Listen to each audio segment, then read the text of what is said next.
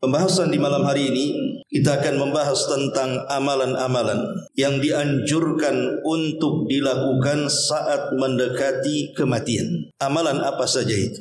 Ma'asyiral muslimin yang dimuliakan Allah Subhanahu wa taala, sudah merupakan keyakinan kita kaum muslimin bahwa sesuatu yang ada awalnya pasti ada akhirnya. Karena di dunia ini tidak ada yang abadi. Karena Allah Subhanahu wa taala dengan tegas dalam Al-Qur'an mengatakan, kullu nafsin dha'iqatul maut. Setiap jiwa itu pasti disentuh dengan kematian. Dan kematian itu sesuatu kepastian, bukan sebuah angan-angan. Kalau cita-cita di dunia bisa terjadi, bisa tidak. Tapi kalau kematian tidak bisa dicita-citakan, ataupun menolak cita-cita untuk tidak mati. Maka dari sini Nabi SAW mengatakan dalam sebuah hadis, aksiru min zikri hadhimil ladzatil maut. Perbanyak oleh kalian mengingatkan akan sesuatu yang bisa menghancurkan kenikmatan kalian, bahkan memutus syahwat kalian.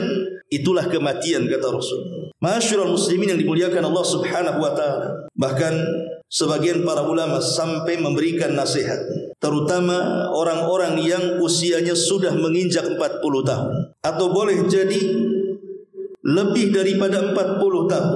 Apa kata mereka? Idza balagal abdu al-arba'in faqad qadha manasikal ajal wa lam yabqa illa al-inhidar ila al-watani wa idza balagal abdu sittin faqad a'dzara Allah 'azza wa jalla fil ajal kama qala an-nabiy sallallahu alaihi wasallam a'dzara Allah ila imri'in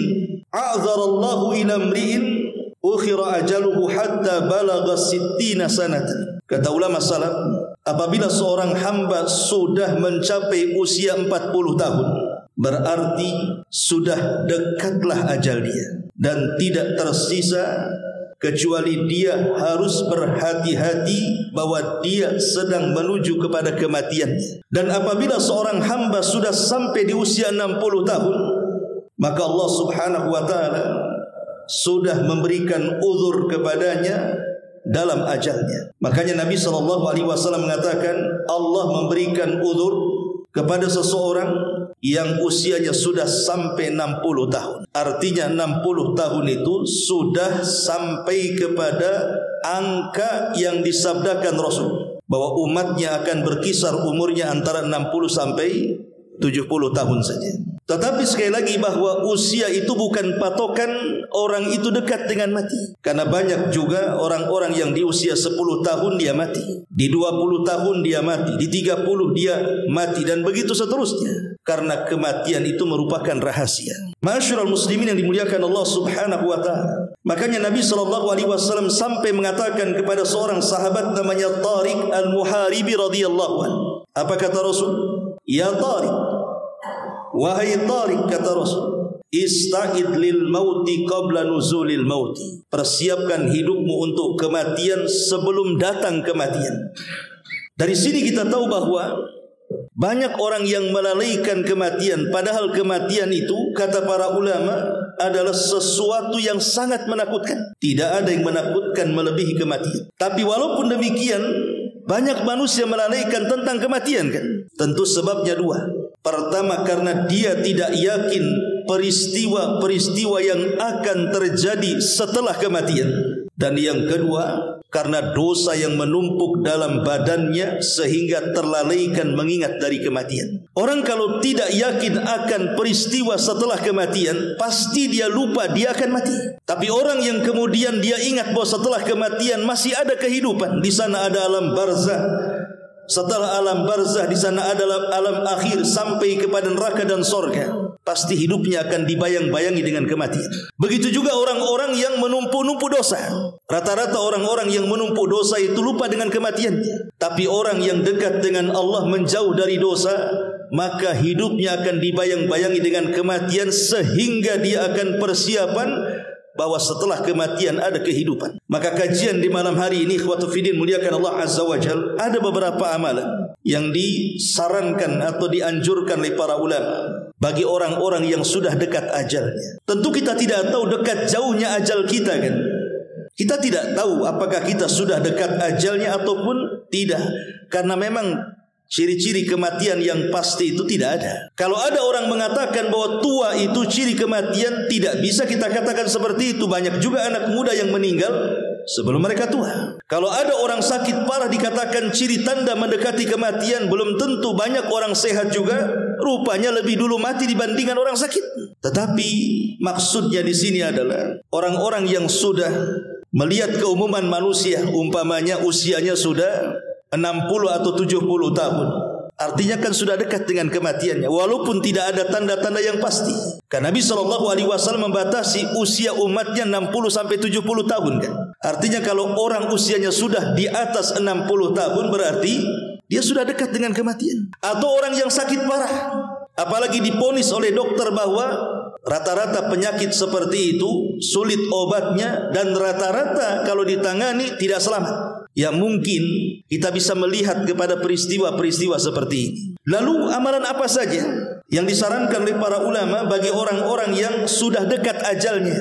Pertama, at-taubatus shadiqah. Maka orang yang seperti ini bersegeralah untuk bertobat dengan taubat yang jujur kepada Allah Subhanahu wa taala. Harus bertobat sebelum dua waktu yang menghalangi orang untuk bertobat. Apa dua waktu orang yang menghalangi tertolaknya atau ditolaknya tobat? Pertama ketika nyawa di kerongkongan, dan yang kedua ketika matahari terbit dari arah barat. Maka walaupun dia bertobat kepada Allah, maka tobatnya ditolak. Dan itu disabdakan Nabi SAW, innallaha yaqbalu taubata abdin ma lam yughargir. Allah itu masih menerima tobatnya seorang hamba selama nyawa belum ditenggorokan. Lihat Fir'aun laknatullah. Ketika nyawa Fir'aun itu ditenggorokan, ketika hampir tenggelam, dia sempat bertobat kepada Allah. Dan dia mengatakan, amantu bima amanat bihi Banu Israel. Aku beriman sebagaimana orang-orang Bani Israel beriman kepada Musa dan ajarannya. Tapi apalah gunanya Fir'aun bertobat? Karena nyawa sudah di kerongkongan. Tetap saja tobatnya Fir'aun ditolak. Makanya sebelum nyawa di kerongkongan, kata para ulama, bertobatlah kepada Allah Subhanahu wa taala. Karena memperbanyak tobat dengan memperbanyak istighfar kepada Allah Subhanahu wa taala adalah jalan menuju husnul khatimah. Maka orang-orang yang dekat ajalnya bersegeralah bertobat kepada Allah Subhanahu wa taala. Apa maknanya? Maknanya perbaiki yang tersisa dalam hidupnya dengan memperbanyak ibadah kepada Allah Azza wa Jal.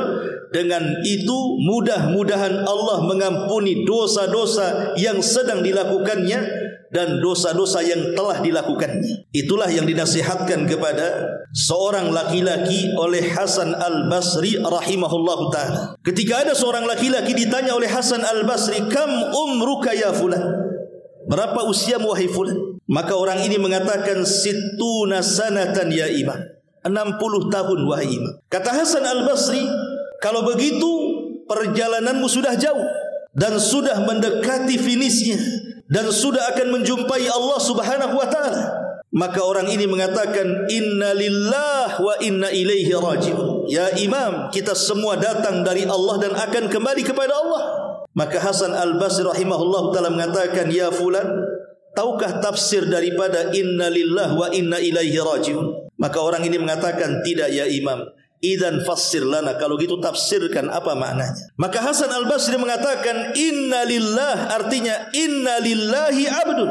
Ketika kita katakan inna lillah, sesungguhnya kita datang dari Allah, maknanya kita ini datang dari Allah sebagai hamba. Kita ini hamba Allah Subhanahu wa taala. Di sana ada tuannya, Allah Subhanahu wa taala. Kalau kita seorang hamba, wa inna ilaihi raji'un, dan kita akan kembali kepada Allah, maknanya kita harus mempertanggungjawabkan kehambaan kita di dunia saat kematian kita menghadap Allah Subhanahu wa taala. Itulah makna inna lillah wa inna ilaihi raji'un. Bahwa kita seorang hamba dan kehambaan kita akan dipertanggungjawabkan di hadapan Allah Subhanahu wa taala setelah kematian kita. Maka orang ini mengatakan, ya imam, kalau kita akan dihadapkan di hadapan Allah, kira-kira nih, apa yang bisa meringankan kita untuk mempertanggungjawabkan perbuatan kita di hadapan Allah? Maka Imam Hasan Al-Basri mengatakan, perbaiki hidupmu yang tersisa, Allah akan ampuni dosamu yang sedang dan yang telah kau lakukan. Artinya bahwa orang-orang yang dekat ajalnya, entah dia sakit parah atau usianya sudah tua, maka sisa daripada usia yang ada itu bertobatlah kepada Allah.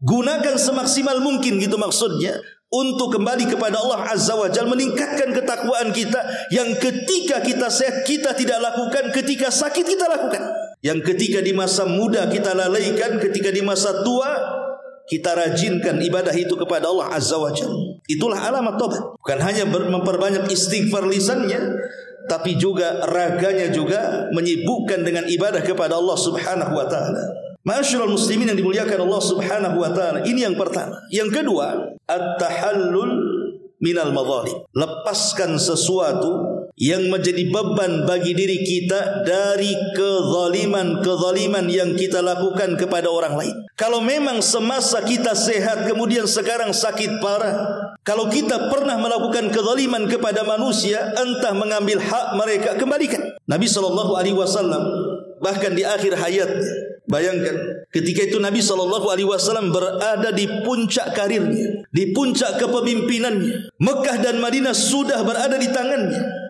Semua sudah masuk Islam di zaman itu. Artinya Nabi SAW sudah melaksanakan tugas sebagai seorang Nabi, tinggal menuju ajalnya saja.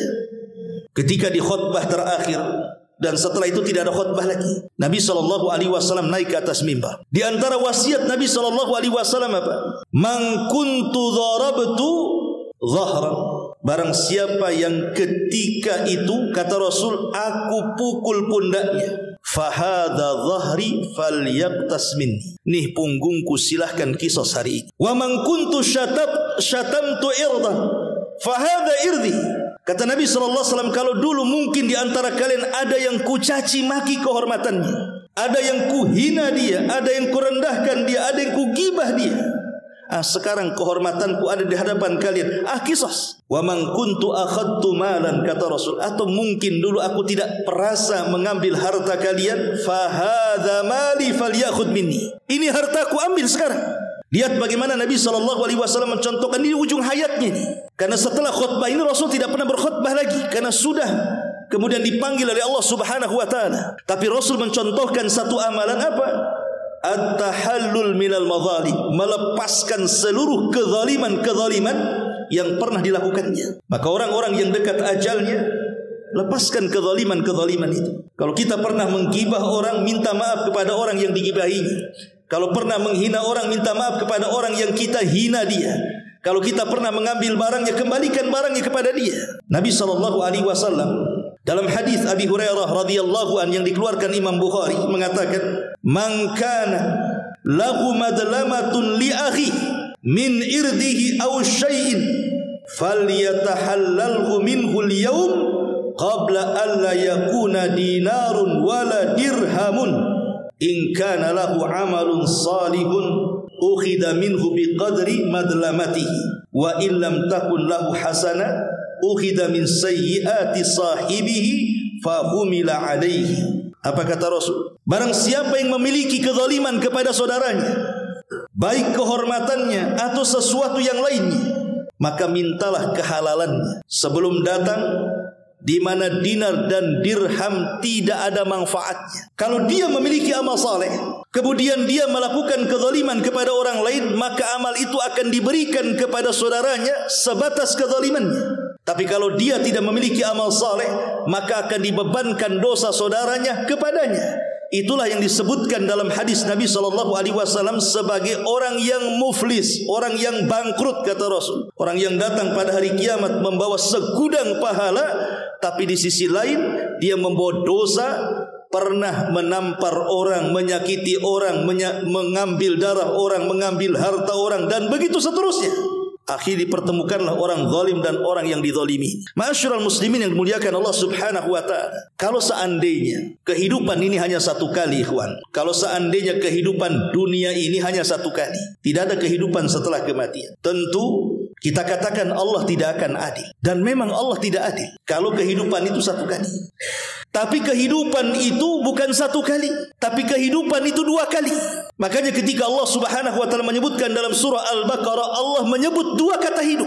Allah Subhanahu wa taala berfirman, "Kaifa takfuruna billahi wa kuntum amwat fa ahyaakum thumma yumitukum thumma yuhyikum thumma ilaihi turja'un." Bagaimana kalian bisa kufur, kata Allah? Dulu kalian tidak ada, kemudian kami hidupkan, kata Allah. Setelah kami hidupkan, kemudian kami wafatkan, kata Allah. Setelah kami wafatkan, kemudian kami hidupkan kembali, kata Allah. Dan kepada Allah lah kalian dikembalikan. Dalam ayat ini Allah menyebut dua kata hidup. Kehidupan pertama tentu kehidupan dunia, dan kehidupan kedua tentu kehidupan akhirat.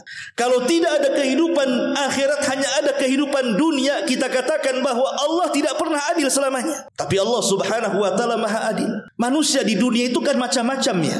Ada orang jahat, ada orang baik. Ada orang zalim, ada orang yang dizalimi. Ada orang yang membunuh, ada orang yang dibunuh. Ada orang yang menyakiti dan ada orang tersakiti. Ada orang mengambil harta dan ada orang yang terambil hartanya, dan begitu seterusnya. Lah kalau kehidupan hanya satu kali, bagaimana nasib orang-orang yang dizalimi? Bagaimana nasib orang-orang yang dibunuh? Bagaimana orang-orang nasib yang dicaci, yang dimaki, yang digibah, yang dihina, yang diambil hartanya, dan begitu seterusnya. Makanya kehidupan itu ada dua, supaya ada keadilan. Karena di dunia ini banyak kantor-kantor pengadilan, tapi banyak yang tidak mendapatkan keadilan. Kalau Anda mencari pengadilan banyak di dunia, tapi apakah Anda mendapatkan keadilan? Belum tentu. Yang sesuai dengan syariat Islam saja, sering saya katakan, terkadang tidak memuaskan soal keadilan. Anggaplah hukum di Indonesia ini menggunakan syariat Islam. Contoh umpamanya, ada orang jahat membunuh orang baik. Ada preman membunuh ustadz umpamanya. Ustadz ini banyak santrinya. Akhirnya kemudian dikisaslah si preman ini karena dia sudah membunuh ustadz, dia pun dibunuh. Apakah dengan cara dibunuh preman yang sudah membunuh ustadz itu sudah mendapatkan keadilan? Belum. Kenapa saya katakan belum? Karena ustadz ini banyak santrinya. Dengan tidak ada ustadz, tidak ada yang membimbing santrinya. Bagi santri tidak ada keadilan ini. Kalau preman membunuh preman, bolehlah kan begitu. Tapi yang dibunuh ini orang baik, disayang keluarganya, disayang masyarakatnya. Walaupun yang membunuh sudah dibunuh, tidak mencapai keadilan yang hakiki. Makanya kisah ini walaupun sudah terjadi di dunia, akan diulang lagi di akhirat. Anggaplah orang yang membunuh sudah dibunuh nih di dunia, Allah ulang kisahnya kelak di kantor, supaya betul-betul mendapatkan keadilan 100%, sehingga ketika masuk ke dalam sorga, Allah Subhanahu wa taala katakan, wa naza'na ma fi sudurihim min ghillin ikhwana. Kami cabut dalam dada-dada kaum muslimin ataupun orang-orang yang masuk ke dalam sorga itu sudah tidak ada ghil, tidak ada lagi perasaan-perasaan merasa kurang adil, tidak lagi ada perasaan merasa kurang dan ini dan itu. Betul-betul murni, hatinya bersih seperti satu hati. Ma'asyiral muslimin yang dimuliakan Allah, dari sinilah maka penting sebelum orang itu mendekati ajalnya, maka amalan yang kedua, at-tahallul minal madzalim. Lepaskan kezaliman-kezaliman itu. Minta maaf kepada orang yang kita zalimi, kembalikan hak mereka. Ini yang kedua. Yang ketiga, al-wasiyah. Berwasiat kepada orang-orang terdekat kita. Di dalam Al-Quran surah Al-Baqarah ayat 180 Allah mengatakan, kutiba alaikum idza hadara ahadakumul mautu in taraka khairanil wasiyah. Diwajibkan kepada kalian apabila salah seorang di antara kalian datang kematiannya, hendaklah dia meninggalkan wasiat kepada orang terdekatnya. Umar bin Abdul Aziz, seorang khalifah, dan dikenal keadilannya, dikenal kepemimpinannya. 2 tahun dia berkuasa, tidak ada orang miskin di zamannya. Sampai-sampai orang mengira Umar bin Abdul Aziz itu adalah Imam Mahdi yang disabdakan Nabi SAW akan muncul di akhir zaman. Tapi pendapat yang mengatakan Umar bin Abdul Aziz Imam Mahdi tentu pendapat marjuh, tidak kuat. Tapi sampai ulama ada yang mengatakan seperti itu. Saking adilnya. Saat Umar bin Abdul Aziz rahimahullahu ta'ala menjelang ajalnya, dikumpulkan anak-anaknya. Subhanallah, orang nomor 1, dia tidak mewariskan harta kepada anak-anak. Hartanya semua disedekahkan. Yang ia wariskan kepada anaknya adalah wasiat. Apa wasiat yang diwasiatkan Umar bin Abdul Aziz kepada anak-anaknya? Dia hanya meminta kepada anak-anaknya untuk bertakwa kepada Allah Subhanahu wa ta'ala. hanya kalimat takwa. Tapi kalimat takwa apabila didengar oleh ulama salaf, kalimat ini menggetarkan jiwa-jiwa mereka. Beda dengan kita. Setiap Jumat bahkan rukun khutbah itu adalah memperingatkan seorang khatib di mimbar-mimbar Jumat untuk mengingatkan ketakwaan di hari Jumat kan. Itu rukun Jumat. Tapi berapa banyak orang-orang yang diingatkan setiap Jumat dengan takwa. Ketika keluar habis Jumatan tidak menambah pun ketakwaan itu. Tetap saja habis Jumatan, yang korupsi ya korupsi, yang curang ya curang, yang gibah ya gibah, yang dusta ya dusta, dan begitu seterusnya. Seolah-olah Jumat itu hanya berlalu begitu saja, sama dengan hari-hari yang lainnya. Hanya rutinitas datang setiap Jumat, mendengarkan khutbah, entah dengar entah tidur. Karena kalimat takwa pada hari ini tidak berasa sama sekali. Tapi orang dulu kalau mendengar kalimat takwa itu luar biasa. Makanya Umar bin Khattab radhiyallahu anhu satu hari berjalan bersama pembantunya Aslam ke pasar. Tiba-tiba kemudian menjumpai seorang nenek tua. Nenek tua ini memanggil bukan dengan sebutan Amiral Mukminin, padahal dia Amiral Mukminin. Dia tidak mengatakan wahai pemimpin kaum muslimin, tapi dia justru merendahkan Umar bin Khattab di hadapan manusia dengan mentasghir namanya. Dia memanggil Umar itu bukan dengan Amiral Mukminin atau dengan Ya Umar, tidak. Tapi dia memanggil dengan Ya Umair. Dalam bahasa Arab, Umar itu ismu tasghir namanya. Nama yang menunjukkan merendahkan. Kalau kitab itu tebal, kalau kutab itu kitab kecil. Kalau Salman itu orang besar, kalau Sulaiman itu Salman kecil. Itu dalam bahasa Arab. Kalau Umar itu ya orang besar, kalau Umar itu Umar kecil gitu maksud. Jadi panggil dengan sebutan tasghir, merendahkan. Ya Umair katanya, dulu kau kecil-kecil, kau suka bermain di pasar ukat katanya. Kemudian kau beranjak dewasa menjadi Umar, kemudian sekarang menjadi Amiral Mukminin. Ittaqillaha ya Umair katanya. Bertakwalah engkau wahai Umar kecil. Bayangkan, wanita ini ngomong seperti ini. Tapi kalimat takwa bagi Umar bin Khattab ini wasiat yang luar biasa. Makanya Nabi SAW apabila mengutus pasukan, pertama wasiatnya adalah takwa sebelum yang lainnya. Bahkan ketika Amr bin As hendak menaklukkan Iskandariah Mesir, tidak takluk-takluk, Umar mengirim surat kepada Amr ibn As agar bertakwa dan mengajak pasukannya untuk bertakwa. Diingatkan dengan takwa. Akhirnya Iskandar roboh. Lah Umar ketika mendengar kalimat itu langsung menangis. Aslam ini pembantunya merasa tersinggung. Bagaimanapun dia adalah tuannya, Amiral Mukminin. Kenapa wanita ini berani-berani menyebut dengan nama kecil, Ya Umar? Maka Aslam mengatakan sambil hendak menghardik wanita tua itu, maka Umar mengatakan, Da'uha, tinggalkan dia. Tidakkah kau tahu wanita itu siapa? Kata Aslam, tidak tahu. Maka Umar bin Khattab radhiyallahu anhu mengatakan, dia adalah Haulah bintu Hakim. Haulah bintu Hakim yang suaranya didengar Allah, yang satu surat turun kepadanya, surah Mujadilah. Biarkan dia menasihati diriku. Umar kemudian menangis sejadi-jadinya sampai dia kembali ke rumah. Begitulah wasiat takwa. Ma'asyiral muslimin yang dimuliakan Allah, maka Umar bin Abdul Aziz inilah yang diwasiatkan kepada anak-anaknya untuk bertakwa. Kenapa dia tidak mewariskan hartanya? Ini alasan Umar bin Abdul Aziz. Dia mengatakan, kalau aku wariskan kepada anak-anakku harta yang banyak, kemudian mereka tidak bertakwa, kemudian harta itu digunakan untuk maksiat, maka sama halnya aku menolong kemaksiatan mereka. Tetapi ketika aku berwasiat dengan warisan takwa kepada anak-anakku, maka aku sudah menanamkan pahala untuk kehidupan setelah kematian. Ma'asyiral muslimin yang dimuliakan Allah Azza wa Jalla, maka orang-orang yang sudah dekat ajalnya atau sudah merasa dekat ajalnya, berwasiatlah dengan wasiat yang baik kepada keluarganya. Bahkan dalam sebuah hadis, sampai-sampai Abdullah ibn Umar radhiyallahu anhuma ketika mendengar hadis ma hakkum ri'im muslim lahu syai'un yusi fihi yabitu lailataini illa wa wasiyatuhu maktubatun indahu. Tidaklah seorang muslim, tidaklah hak seorang muslim, tidak boleh dalam 2 malam berturut-turut kecuali wasiatnya sudah termaktub di sisinya.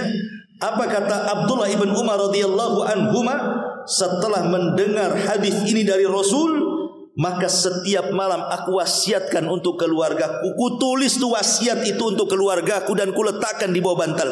Maka orang-orang yang mungkin sakit parah atau usianya sudah tua, tulislah yang baik-baik untuk keluarga. Simpan tulisan itu sebagai wasiat. Entah meminta kepada keluarganya untuk bertakwa, untuk sholat, jangan tinggalkan sholat, untuk mengaji, untuk hadir di majelis taklim. Pokoknya yang baik-baik aja lah. Karena wasiat ini terkadang ikhwatu fiddin itu asarnya kuat kepada ahli waris. Kan banyak ahli waris itu kalau tidak melaksanakan wasiat orang tuanya takut kualat tuh biasanya. Aduh, orang tua saya berwasiat nih, belum saya bisa pula melaksanakan wasiat orang tua, gimana ini? Kadang-kadang ada anak yang panik gara-gara tidak bisa melaksanakan wasiat orang tuanya kan? Dan betapa banyak anak-anak yang nakal akhirnya sadar setelah meninggal orang tuanya ketika mendengar wasiatnya itu wasiat yang baik-baik itu. Makanya yang ketiga ini penting menjelang ajal, maka amalan yang ketiga berwasiatlah dengan wasiat kebaikan. Ini yang ketiga. Kemudian yang keempat, qadha'ud dain. Kalau kita punya hutang, bayar hutang kita. Karena sehebat-hebatnya manusia saat kematian siapa? Orang yang mati syahid. Tidak ada manusia yang ketika mati pasti merasakan sakaratul maut. Tidak ada manusia yang tidak merasakan sakaratul maut kecuali orang yang mati syahid. Dia tidak merasakan apa. Tetapi walaupun demikian, Nabi SAW sampai mengatakan, yughfaru lisyahidi kullu dzambin illa dain. Dosa-dosa orang yang mati syahid akan diampuni kecuali kalau dia punya hutang. Subhanallah. Orang yang mati syahid itu pahalanya masuk surga tanpa hisab dan azab. Direct dia masuk surga. Tapi ternyata orang yang mati syahid yang keutamaannya luar biasa, yang Rasul katakan sanamul Islam, puncak daripada Islam, dosanya tertahan dengan hutangnya. Itu yang mati syahid. Macam mana orang yang tidak mati syahid mati karena penyakit? Makanya orang-orang yang sudah dekat ajalnya ingat-ingat apakah dia punya hutang atau tidak. Kalau punya hutang, bicara sama keluarganya, tolong lunas. Katakan saya punya uang, ambillah uang saya, lunasi hutang-hutang saya. Dan ahli waris juga ketika mendengar bahwa orang yang meninggal itu punya hutang, sebelum harta dibagikan, maka wajib dibayarkan hutang-hutangnya dari harta orang yang mati. Catatannya, dari harta orang yang mati. Karena begini ikhwan, ada orang yang mati itu meninggalkan hutang banyak. Namanya ada orang mati meninggalkan hutang 1 miliar. Sementara anak-anaknya orang miskin. Jangan lagi cerita 1 miliar, untuk makan dia aja susah.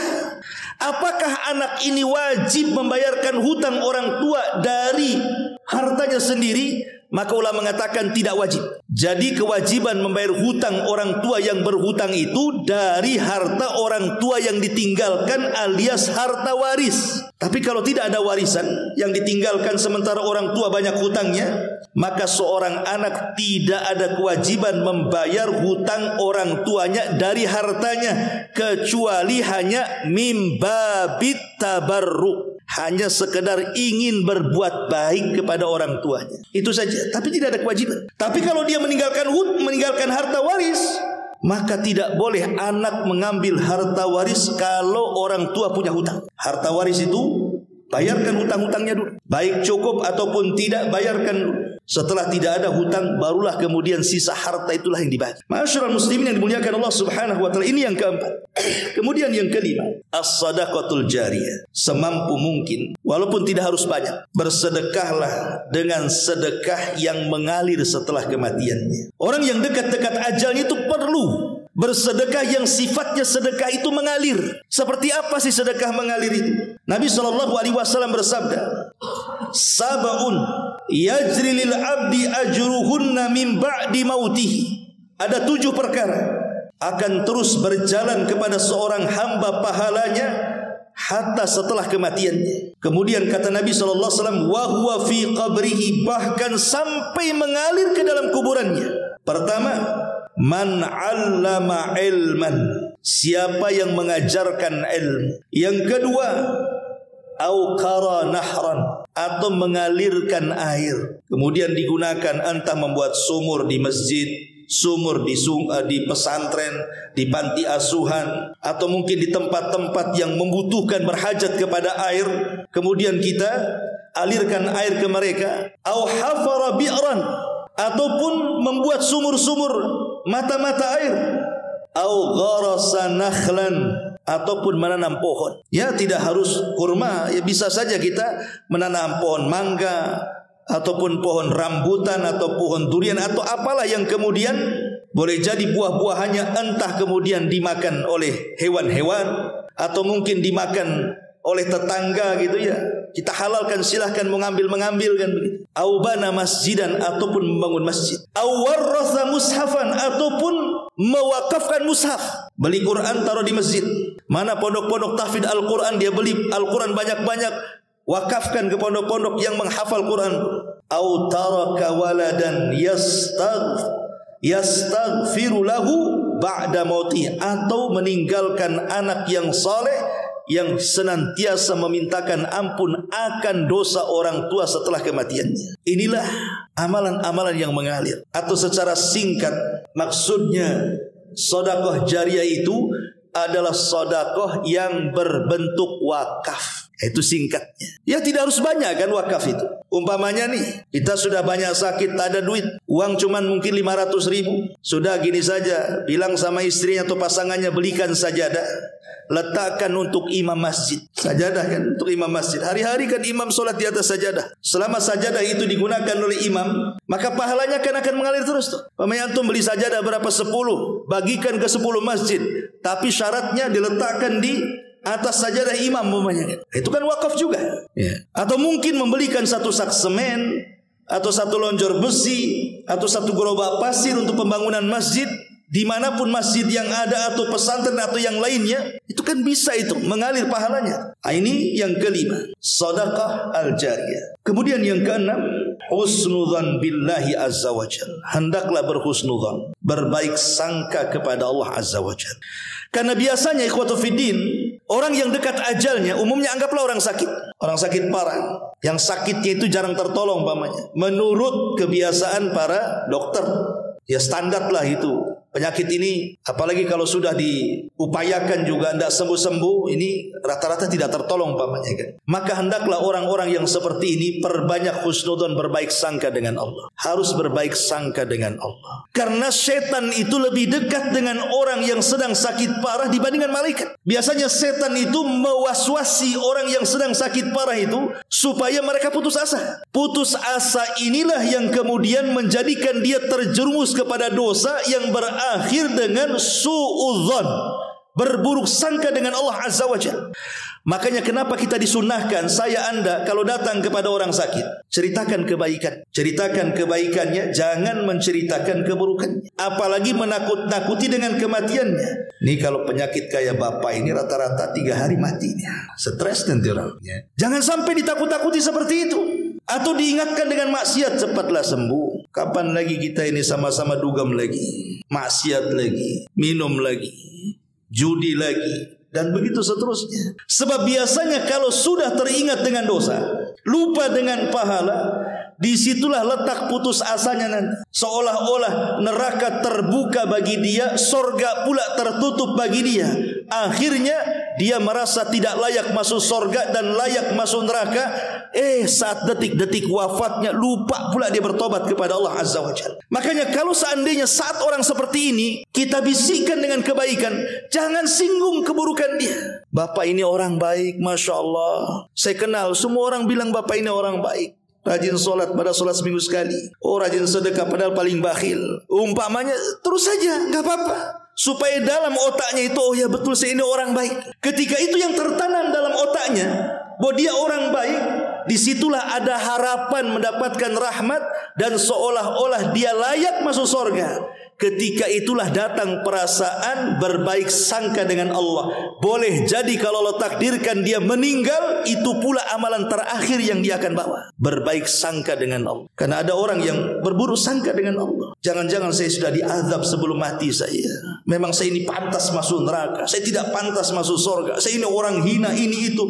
Akhirnya bukan bertobat saat sakit, stres dia. Masyarul muslimin yang dimuliakan Allah azza wa jalla. Makanya kata para ulama, kalau sudah dekat-dekat ajalnya itu, biasakan senyum dengan orang, seolah-olah kita ini tidak ada raut kesedihan, tidak ada keluhan. Dan biasakan meminta maaf kepada siapapun yang mengunjungi dia. Entah siapapun, entah temannya, entah kerabatnya, entah apa. Kalau kita lagi sakit parah itu langsung minta maaf, minta kehalalannya. Karena kita tidak tahu kita ini punya dosa sama siapa, apalagi orang sedang sakit kan itu. Masyarul muslimin yang dimuliakan Allah subhanahu wa ta'ala. Dan yang terakhir tentunya menjaga lisan. Karena biasanya orang yang dekat-dekat ajal seperti orang sakit itu tidak menjaga lisan. Terkadang dia tasahud. Tasahud itu apa? Menolak takdir. Kenapa kok hidupku seperti ini? Kenapa aku harus seperti ini menyusahkan orang? Kenapa aku harus sakit terbaring bertahun-tahun? Setan terus membisikkan di situ. Akhirnya kemudian menolak takdir kan. Imam Ahmad sudah saya ceritakan. Imam Ahmad ini ketika sakit parah yang mengakibatkan kematiannya, dia sempat mengeruh. Namanya orang sakit ya biasa kita katakan aduh kan, biasa orang sakit ngomong begitu. Namanya sakit harus ngomong apa lagi? Ya paling rendah mengatakan aduh lah. Lah Imam Ahmad itu mengucapkan kalimat aduh. Jadi murid di sampingnya mengatakan, ya Imam, innal anin kalimatun wal kalimatu tuktab.